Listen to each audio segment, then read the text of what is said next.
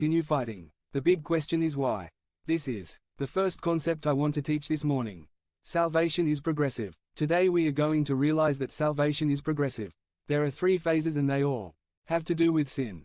We have a need to be saved, rescued from sin. We are sinners, we do not have access to the Father. When Jesus died for us and then rose again, he opened the way to the Father. Because of his work, God forgives us if we trust in him. This is the first phase of salvation. 1. God saves us from the penalty of sin. The red shirt and the white shirt. We no longer live under the penalty of sin. What is the penalty for sin? Death. He has given us life. We are not going to suffer the punishment of eternal death. However, this does not remove us from the presence of sin or the consequences of this life. We continue to live in this sinful world. Being forgiven sinners, we continue to live surrounded by other sinners. Satan is still there too, trying to steal, kill and destroy. We suffer the natural consequences of sin too.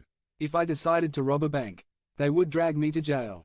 If I were to enter into an adulterous relationship, it would destroy my family. If I used a shared needle to consume any kind of drug, I would possibly contract a disease like AIDS. However, now because of the work of Jesus in our lives, we are no longer slaves to sin, which means we can live for him. We are free to serve God and still please him. But we have to be honest.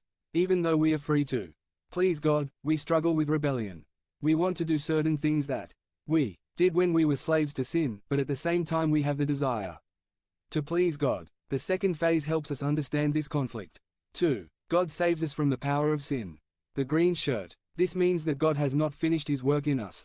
He has us in a process of growth. He is transforming us, molding us, forging us according to the image of his Son. Romans 8:29. If you have put your faith in Jesus for your salvation, you are in that process now.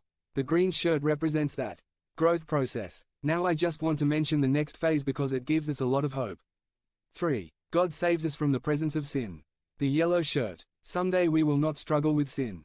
Someday sin will not be a problem. Can you imagine that? It's hard to imagine because we have never experienced life without sin. What hope we have. And all because God loved us so much and took the initiative. I'm not going to outline this topic much today because it has to do with the yellow shirt. Briefly, God saves us from the presence of sin because he will place us in its presence. If you have put your faith in Christ, you will live for eternity in his kingdom.